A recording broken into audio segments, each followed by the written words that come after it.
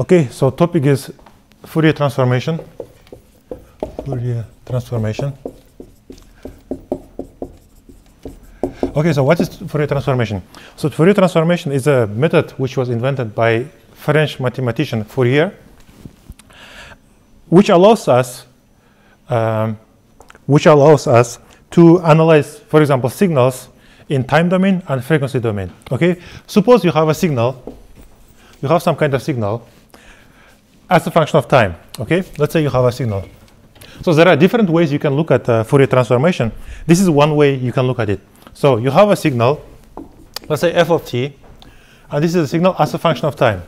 So this signal, this way of representing signal is sometimes called time domain representation. Time domain. Is that so? Does that sound familiar to some students? Time domain representation. On the other hand, this signal you can view it in a frequency domain. Time domain or frequency domain. Another name for it, you can look at the spectrum of the signal. Okay? So you have this signal, and you can view it as a function of frequency of that signal, okay? That signal may have some frequencies inside, okay? That signal may contain some frequencies, or may contain, in other words, some components which has different frequencies. So it may have some kind of form, okay? So let's call it f prime of f. Small f of t, f prime of f. So what Fourier transformation allows to do is to go back and forth between these two representations. Okay, one of the things that it allows. One of the things which Fourier transformation allows is to go back and forth between these two representations, time domain and frequency domain. Okay, and one of the cool applications, out of many applications, one of the cool applications or examples is the following. Suppose now I'm recording this my lecture, right? Now I'm recording my lecture. And suppose there is some noise. And there is indeed some noise coming from air conditioning, okay? From air conditioning. Luckily, the frequency of air conditioning does not coincide with the frequency of my voice. So what can I do with that? With that, I can do, and which is what I'm going to do later, I can remove that noise from this recording. How? Okay, suppose this is my voice, time domain representation of my voice. Okay, I'm speaking and it is recording in my recorder, and this is a signal. Okay, time domain signal. Now, then what I can do, I use a software which does Fourier transformation and gets frequency domain representation. So it looks at the spectrum of my voice. So voice, human voice ranges, I don't know, from 1 kilohertz to, okay, human voice has a certain range, and this air conditioning noise is somewhere here. Air conditioning is somewhere here. Let's say this bump here. Okay, let me redraw it. Let's say it has some kind of form like this. This bump here is due to air conditioning. So what I can do, from this I can transfer this one, and then I can modify this function. I can say that I can remove everything from here.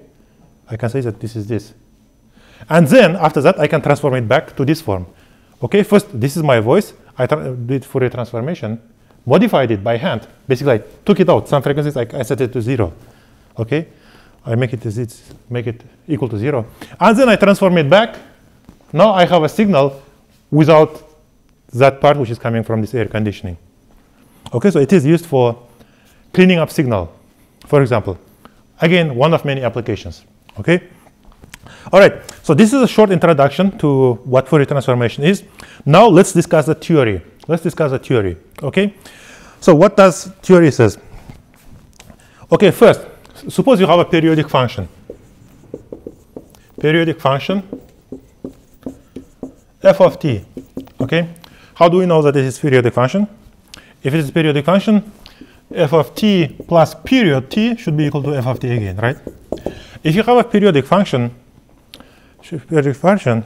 Fourier postulated that this function can be represented as a series of cosines and sine function. Okay, so it turns out this f of t can be represented as a series of cosine and sine functions of different frequencies. Here is the form: some a0 plus a1 multiplied by cosine omega 0 t, where omega 0 here is called fundamental angular frequency. It's just 2 pi over t period. okay, where t is the period of the signal. Okay, this omega is 2 pi over period. All right, plus b1 sine omega 0 t plus a2 cosine 2 omega 0 t plus b2 sine 2 omega 0 t plus and so on and so on and so on. Okay, so we start from cosine omega 0 t sine 0 omega t. Then we have a term with 2 omega 0 t both cosine and sine, and then we'll have a term with 3 omega 0 t, 4 omega 0 t, and up to infinity. Okay, so any periodic function, not really any, not all the functions, but almost any periodic function of practical importance, or any periodic function which is coming from physics or engineering, any of those can be, any periodic function can be represented in this form. This is called Fourier series. Okay, any function. It doesn't mean that any mathematical function can be represented. It has to satisfy certain properties, certain mathematical properties. Namely, it needs to have a finite number of jump discontinuities. Okay, those functions can be represented. And all the functions which is in physics, engineering, satisfy that condition. All right, let me write it in a more compact form.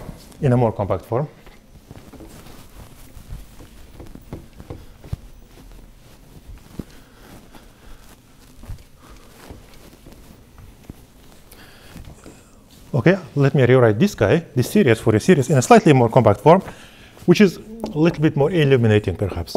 A0 plus k from 1 to infinity, ak, some ak, multiplied by cosine k omega 0 t plus bk sine k omega 0 t. All right, so generally speaking, infinite series of cosines and sines. Okay, generally it's infinity. For some function, it doesn't need to be an infinity. For example, if you want to represent just one sinusoid, of course, it's just one term, right? Two sinusoids, two terms, and so on and so on. Okay, but generally it is infinity, k from 1 to infinity. All right, so let's understand what it means. Let's understand what it means, what this series means. So you have any function, any periodic function, and you can represent in this form, This and this we know. But these coefficients, ak and bk and a0, we don't know yet. Okay, the only thing left to do now here is to determine those coefficients. So if you know those coefficients, if you know these coefficients ak and bk, then we know this function. So from this function, we can go to this form, and from this form, we can find this function, okay? Let's find these functions, these coefficients ak and bk now. All right, how can we do that? It turns out it's pretty easy to do. Okay, first let's find a0. In order to find a0, what I'll do, I'll just integrate this expression. Integrate this expression from 0 to t dt. T, again, this is a period of this function f, okay, this t. So I'm going to integrate it from 0 to t. This entire thing, I'm going to integrate in order to find coefficients. I want to find coefficients first, a0. Okay, so I'm going to integrate this guy. Okay, from 0 to t, f of t dt is equal to integration from 0 to t, a0 dt, right? Plus integral of this cosine k omega 0 t plus bk sine k omega 0 t. Okay, let's see what do we have here. Okay. All right. Okay, I forgot dt here, right? Now I can move integral inside. I can move this integral to here or to here. First, I can open brackets and I can move this integral to here and to here. And I have these two terms. Okay, let me actually write it. So here, this is a constant. I can move out to the integral, so it will be just a0 multiplied by t plus summation k from 1 to infinity. This guy ak integral, so I move this integral inside from 0 to t cosine k omega 0 t dt plus bk,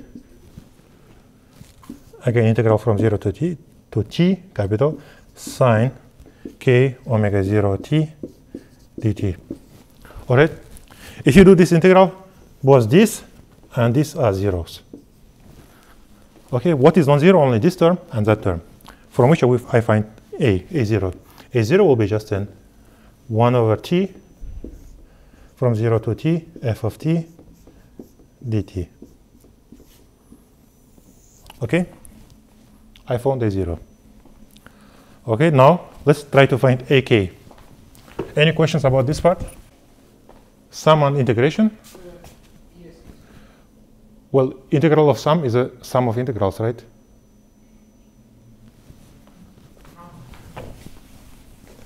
Well, this one. G plus f dx is equal to g dx plus f dx, right? We just use this property.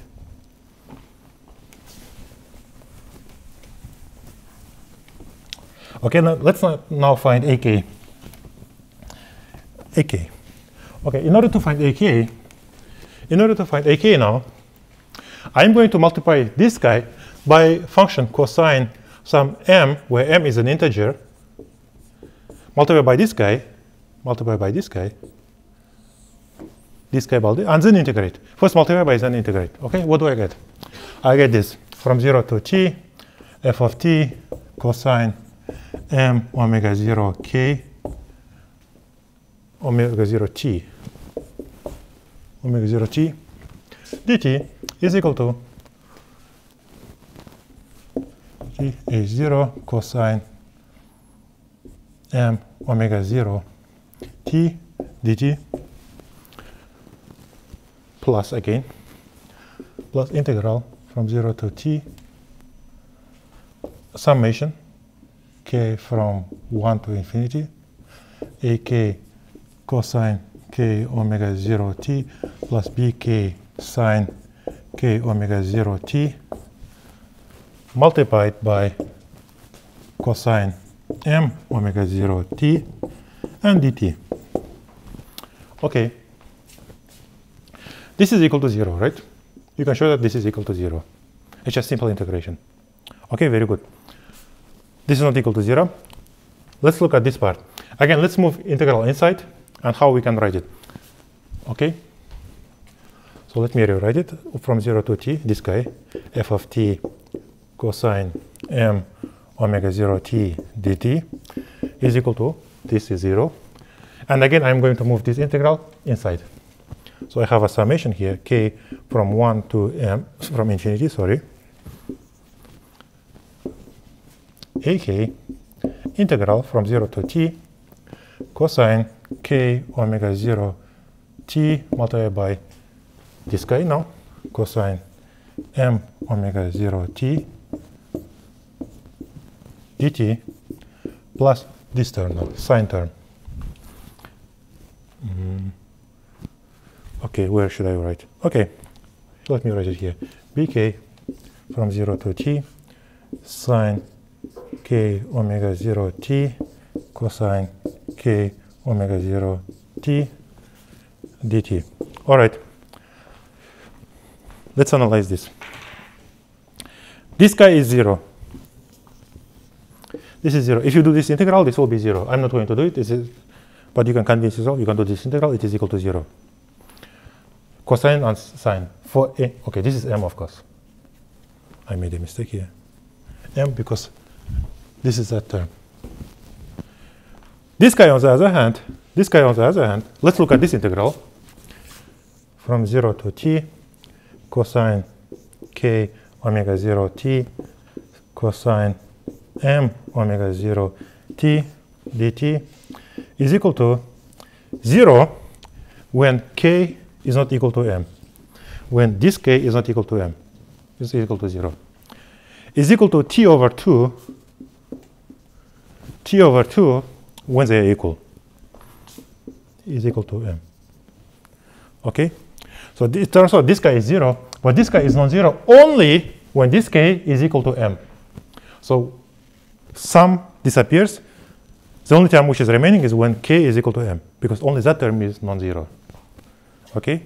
Only that term is only when this k is equal to that m, this will be non-zero. The rest will be 0. All right, what does it tell? It tells us the following. Let me write it here. It tells us that this integral 0 to t f of t dt, not dt, multiplied by cosine m omega 0 t dt, which is just this part, is equal to that part, am multiplied by t over 2. Okay? I think I found am, right? It looks like I found am. From this, am is just equal to 2 over t, 0 to 2, t, f of t, cosine m omega 0 t dt. All right, I found am. I found this guy now. Okay, the only thing left to do is to find this. But we'll use the same thing which we did to find am, but instead of multiplying by cosine, we multiply by sine m omega 0 t. So what we'll have here, let me modify this. We modify by sine. What we'll have sine here, we'll have sine here, we'll have sine here again, and this will be sine, and this will be equal to what? This thing will be equal to what? 0. Very good. And here I will have sine again.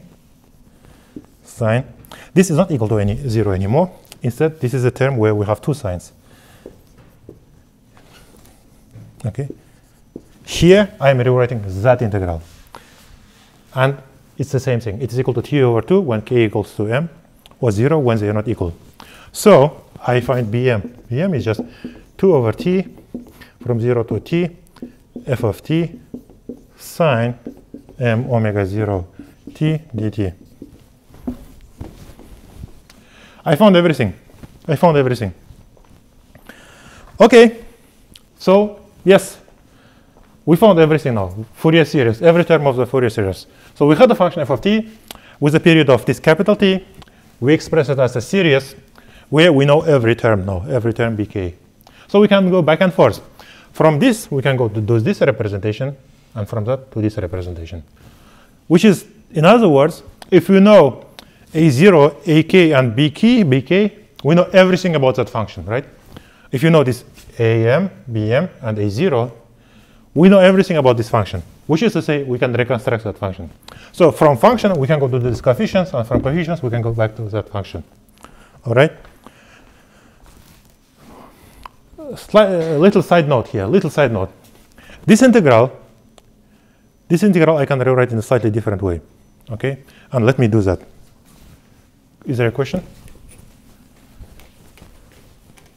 Okay, this integral from 0 to t f of t dt, I can write like this, minus t over 2 f of t dt. Do you agree with that? F is a periodic function with period t. So any integral over its entire period, I can start anywhere I want as long as I finish exactly after one period, right? And that's one way I can write it. Accordingly, I can also write this integral. So from 0 to t f of t cosine m omega 0 t dt, I can also write it as minus t over 2 f of t cosine m omega 0 t. Okay?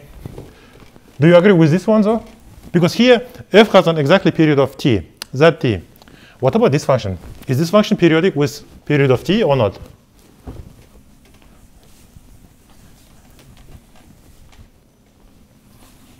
What do you think?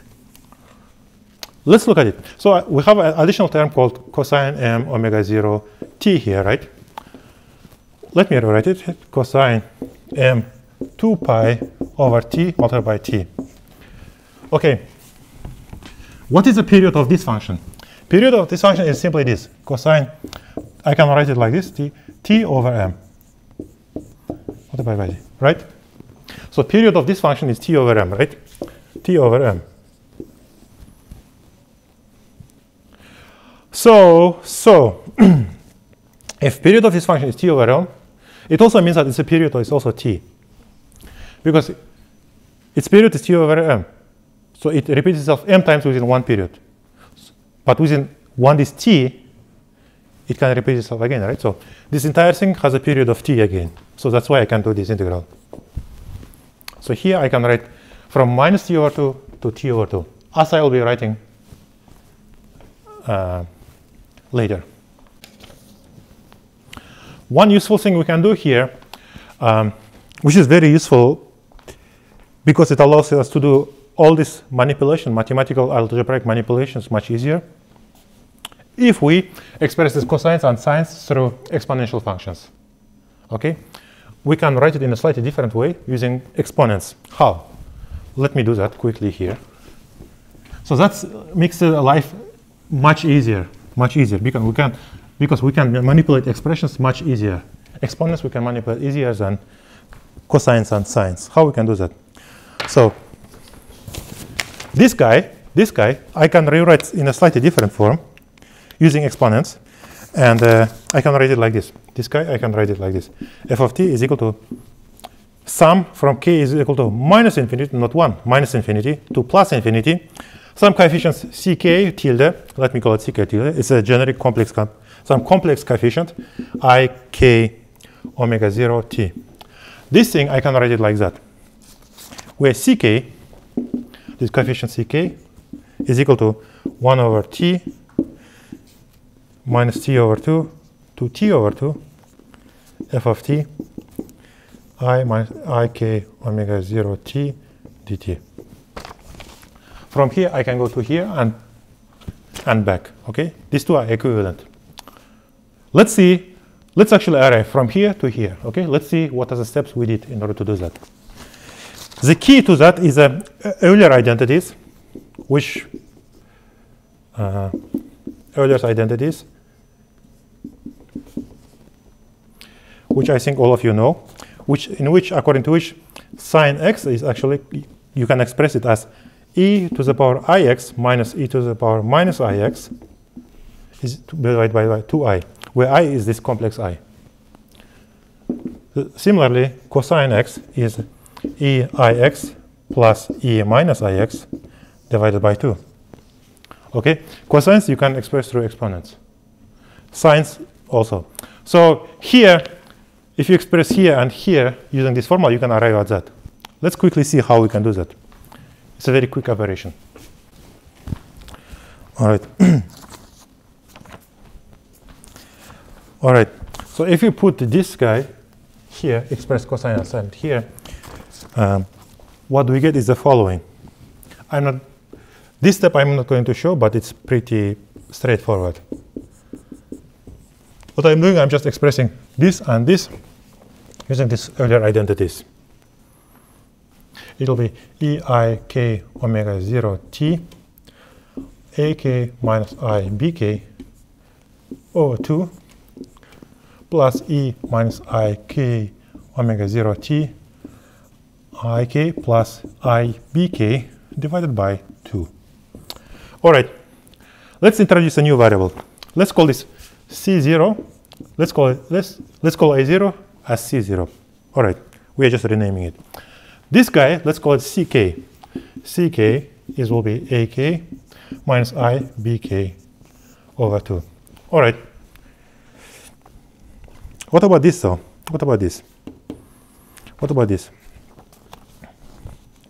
What about this? Okay, let's look at what we can do with that. This term, I'm looking at this term. What can I do with that term? Let me look at minus k. Instead of k, let me put minus k. Or let me look at this guy, but let me look at minus k. Okay, instead of k, I put minus k. All right, I can put it, right? It's k. Instead of k, I can just take minus k. So it will be minus k here and minus k here. That's it. A minus k minus I b minus k over 2. All right, over 2. Okay. All right. Let's look at the definition. Let's remember the definition of AK and BK for the moment, okay? Our AK was 2 over t integral f of t multiplied by cosine k omega 0 t, right? dt. BK is just 2 over t f of t sine k omega 0 t dt. Okay, so a minus k, if you look at this expression, if you put minus k here, what happens to a? A minus k is equal to ak, right? Because if you put minus k, it doesn't change, right? Cosine minus x is equal to cosine x. So ak here, you can change it with a. It turns out a minus k is equal to ak. All right, what about b minus k? If you put minus k here, sine minus x is equal to minus sinus x, right? So b minus k is equal to minus bk. So using that, I can write it like this, plus I bk over 2. Interesting. So it turns out this is equal to c minus k, right? This term is equal to c minus k, and this is equal to ck. Okay, let's write it. So I'm going to rewrite it. So let me write it here. That's equal to c0, I wrote this definition, plus k from 1 to infinity, eik, this is ck, plus another sum. I write it as a separate sum. This guy, e minus ik. Why did I put minus? This is plus, right? Yes, that was my mistake. This is a plus here. Okay, and that term is equal to c minus k.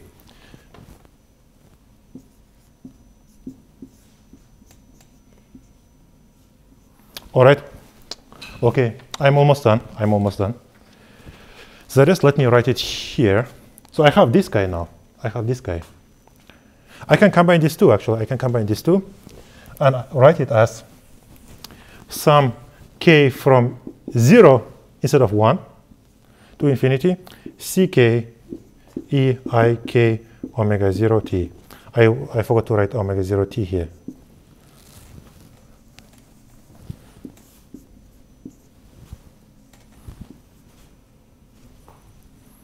Right? These two I can combine into one sum, k from 0. Here it goes from 1, but I add this term. And when k is equal to 0, this is 0 here, and we put 0 here, and that is equal to 1. Right? So these two I can write as one sum. What about this guy? How I can rewrite this guy?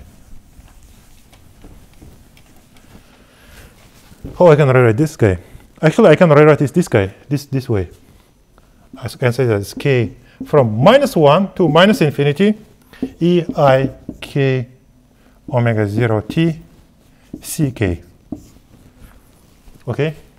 Instead of taking minus k, I just changed k here from minus 1 to minus infinity. And instead, I put plus k here. Okay? I can do that, right?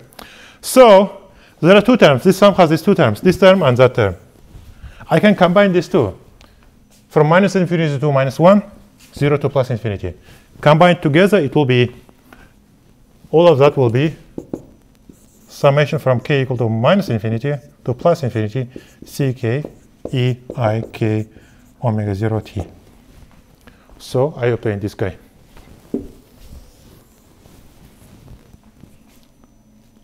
Okay, the only thing left to do is to find these coefficients, which is this guy. That's extremely trivial. I use these two expressions, and these two definitions, or these two formula. I combine them two, I'll get that expression. I'm not going to show it, but you got the idea, right? These definitions, here you have cosine, here you have sine. You combine these two using one of these two expressions, and you have it. And you get that. All right. Okay, very good.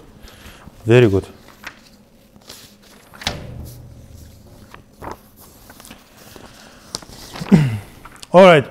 So all of this transformation is valid when we said when this function f is periodic.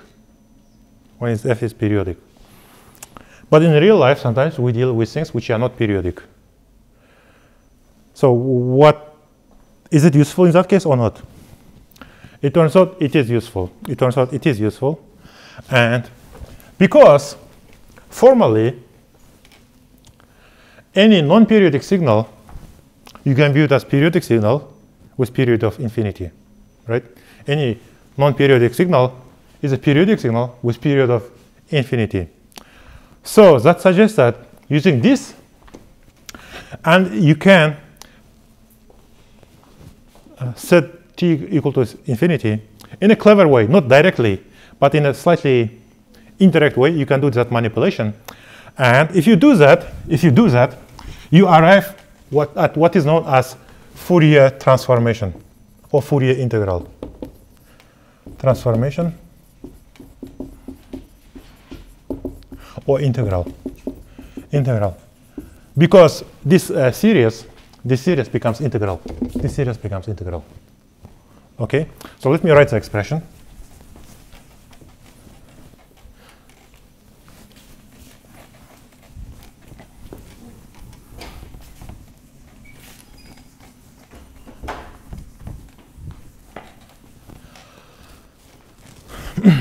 Let me write that expression only. Okay, so what we get is the following. One way you can form, so non-periodic signal, non-periodic, periodic f of t, Fourier transformation will be of this form, 1 over 2 pi multiplied by from minus infinity.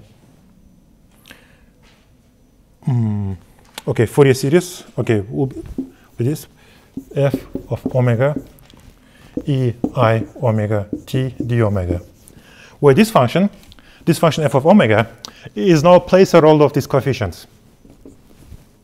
Okay, or this coefficient. Okay, instead of sum now you have an integral. This is the integral. That integral is a counterpart of this series when you have non-periodic function. Okay, instead of ck's now you have this function f capital, which one f capital omega is just this integral from minus infinity to infinity f of t e minus I omega 0 t dt. Here now you have integration from minus infinity to infinity, because again you are in a formally taking a limit of this guy when t tends to infinity. There are different ways you can write this. There are different versions of that. I'm going to write slightly different version here. That's not the only way you can write it.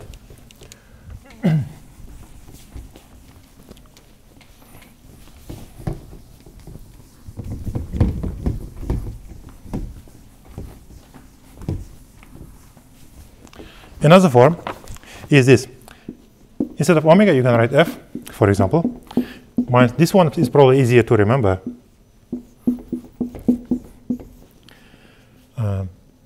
I 2 pi I f t dt, and f of t is equal to, again, from minus infinity to plus infinity, f of f e minus I 2 pi I f t dt df. Okay, this is another form. There is also another form. You can put minus here. In that case, you will have to put plus here. Okay. If one is plus, another is minus. If here is minus, you have plus. Probably this is the easiest way to remember. Okay, so this is valid for any non-periodic f of t. So if you have any function, non-periodic function f of t, you can express it as it's in a frequency domain, as some function of frequency. Okay? Yes. This one is, it's a little bit confusing, right? Because this is frequency and this is function. Okay, let me rewrite it. I'm sorry. Let me rewrite it in a slightly different way. Let's say that we have our initial function is h of t, and its Fourier transformation is capital H of frequency. Okay, so here small h, here is capital H, here small h, and here I have capital H. Of yes. Okay, let's consider one example, and we can stop then. Let's consider one example. Let's consider one example. One simple example.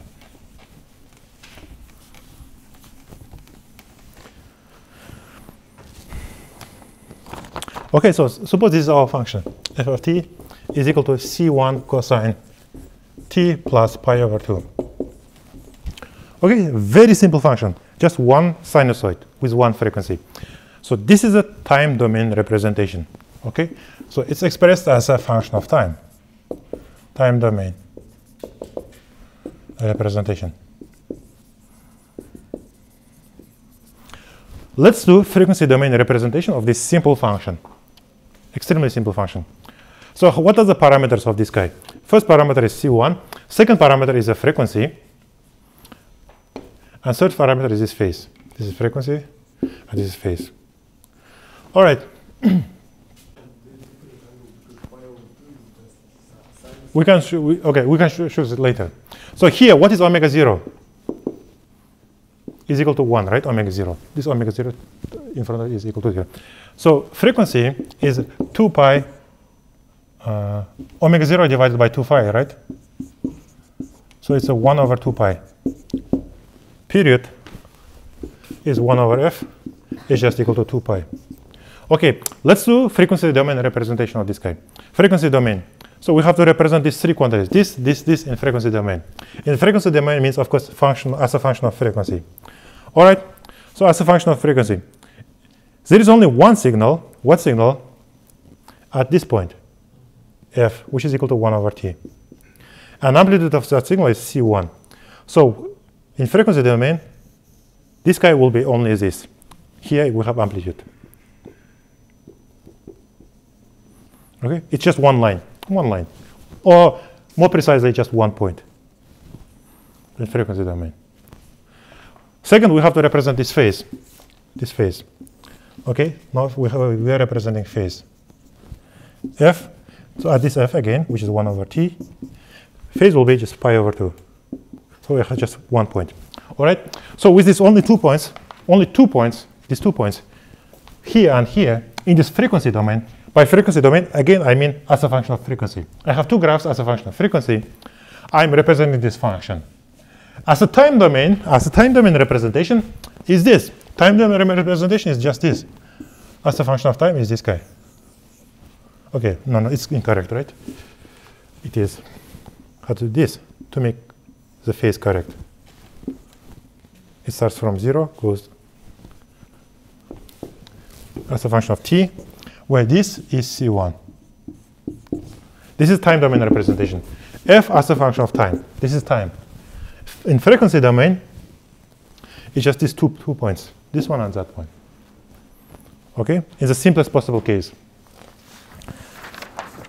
Let's slightly complicate, and let's consider slightly more complicated example. And that's the final thing we'll discuss today. Slightly more difficult function. It's a rectangular wave function.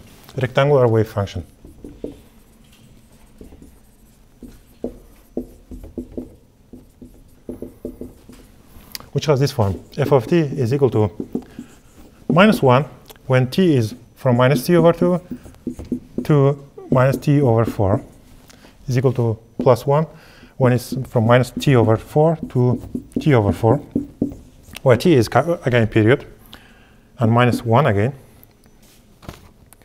from t over 4 to t over 2. How does it look? It looks very simple. It looks like this. This is my function f. This is t. It's just a step function like this. Okay. Here I have t over minus t over 2. This is t over 4 minus. This is plus t over 4. And here I have t over 2. And then it repeats again. it repeats. Okay, it repeats. So I have this periodic function. So let's calculate AK. A0 will be 0. AK, if you do all these integrals, will have this form. Is equal to 4 over k pi. Okay, let me write it a bit more clearly.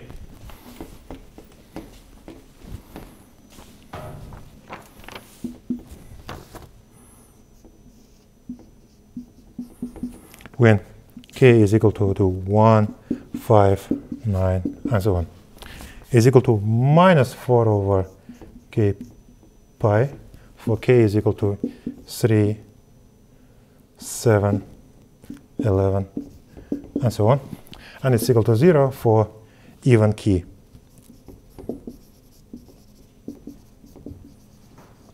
Okay, these are the coefficients. And bk's, it turns out, is 0. All of them is 0. Again, I'm doing it for this function. This is the rectangular wave function. It's a function which goes up and down between -1 and +1. This is -1. This is +1. Period is t. Okay? So these are the coefficients. So let's look at it. Let's see how it looks in a frequency domain. This is a time domain representation because I'm looking at it as a function of time. Let's see how it looks in frequency domain.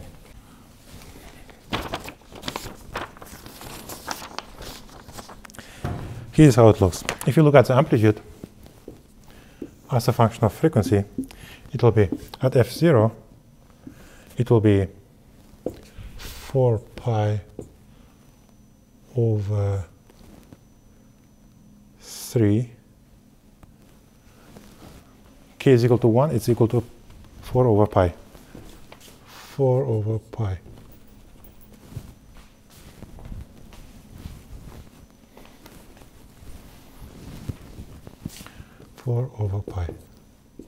Now we have a 3f0, where f0 is just omega 0 divided by 2 pi. It's a bit smaller. 5f0, it's even smaller, because you see, it's divided by k. As the k becomes larger and larger, it also becomes smaller and smaller. 7f0, it's even smaller, and so on.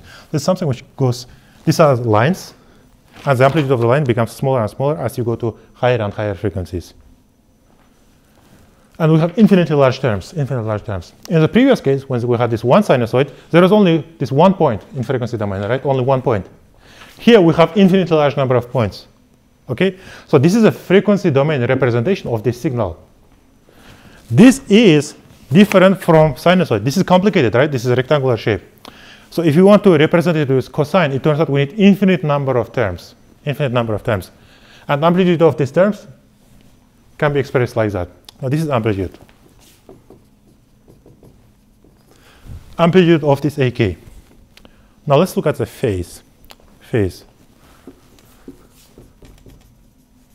Phase determines this minus sign, whether it's plus or minus. Okay, so at f0, the phase is equal to what? Is 0. At 3f0, phase is equal to pi, because it is minus 4 over k pi.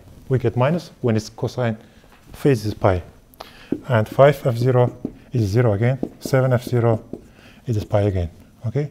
It goes between this 0 and pi. Sorry.